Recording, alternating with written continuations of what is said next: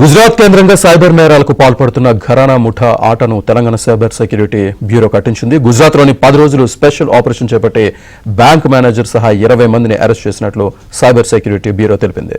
పట్టుబడిన నిందితుల్లో తెలంగాణలో 60 కేసులు ఉన్నాయంటున్న సైబర్ సెక్యూరిటీ బ్యూరో డీఎస్పీ ప్రసాద్తో మా ప్రతినిధి శశి ఫేస్ టు ఫేస్.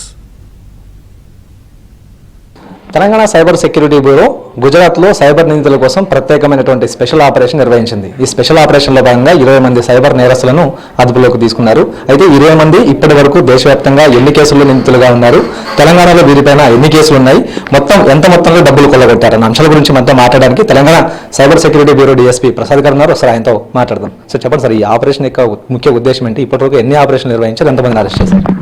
అంటే మనకి ఈ సైబర్ సెక్యూరిటీ బ్యూరో ఫామ్ అయిన తర్వాత మేజర్ ఆపరేషన్స్ ఒక 3 హైదరాబాద్ సిటీలో చేయడం జరిగింది, ఇంటర్ స్టేట్ 2 చేయడం జరిగింది. ఫస్ట్ రాజస్థాన్లో చేసినప్పుడు 25 మెంబర్స్ని అరెస్ట్ చేయడం జరిగింది. అట్లాగే హైదరాబాద్, తెలంగాణ, వితిన్ తెలంగాణ. ఎందుకంటే మన తెలంగాణ సైబర్ హబ్ కాకూడదు, సైబర్ క్రిమినల్స్కి ఇది ఒక మంచి ప్లేస్ కాకూడదు అనే ఉద్దేశంతో ఇక్కడ ఉండి ఆపరేట్ చేస్తూ అదర్ స్టేట్స్లో ఉన్న క్రైమ్స్లో ఇన్వాల్వ్ అయిన వాళ్ళు, అలాగే మన దగ్గర క్రైమ్స్లో ఇన్వాల్వ్ అయిన వాళ్ళు అందరినీ హాట్స్పాట్స్ తీసి ఇక్కడ ఉన్న వాళ్ళ మీద ఒక 3 ఆపరేషన్స్ చేయడం జరిగింది. వాటిలో నియర్లీ ప్రతి దాంట్లో కూడా ఒక 40 మెంబర్స్ని అరెస్ట్ చేయడం జరిగింది. ఇది 5th ఆపరేషన్. ఈ గుజరాత్లో పట్టుకొచ్చిన 20 మంది కూడా ఏ నేరాలు ఎక్కువగా పాల్పడ్డారు? వీళ్ళు మొత్తం ఇప్పటివరకు కూడా కొల్లగొట్టింది ఎంత, మన రాష్ట్రంలో ఎన్ని కేసులు ఉన్నాయి? దీంట్లో ఏంటంటే ఒక్కొక్క క్రిమినల్ మీద ఒక్కొక్క క్రైమ్ లింక్స్, కొంతమంది మీద ఎక్కువ ఉన్నాయి, కొంతమంది మీద తక్కువ ఉన్నాయి. ఇవన్నీ కూడా ఏంటంటే డిజిటల్ అరెస్టులు, తర్వాత ఇన్వెస్ట్మెంట్ ఫ్రాడ్స్. మేజర్గా అన్నీ కూడా చైనీస్ ఇన్వెస్ట్మెంట్ ఫ్రాడ్స్. వాళ్ళలో ఉన్న అకౌంట్ హోల్డర్స్ ఒక ఏజెంట్స్ అన్నమాట. ఇందులో మనం మొత్తం మీద ఒక 1 వీక్ అక్కడ బ్యూరో తరపున బ్యూరో టీమ్స్ అక్కడ స్టే చేసి ఒక 1 వీక్ టైంలో 20 మెంబర్స్ని అరెస్ట్ చేయడం జరిగింది. ఈ 20 మెంబర్స్లో 6 ఏజెంట్స్ ఉన్నారు. ఈ 6 ఏజెంట్స్లో అంకిత్ కుమార్ అని చెప్పేసి డీసీబీ బ్యాంక్ రిలేషన్షిప్ మేనేజర్ కూడా అంటే ఈ క్రైమ్స్లో ఇన్వాల్వ్ అయినట్లుగా మనం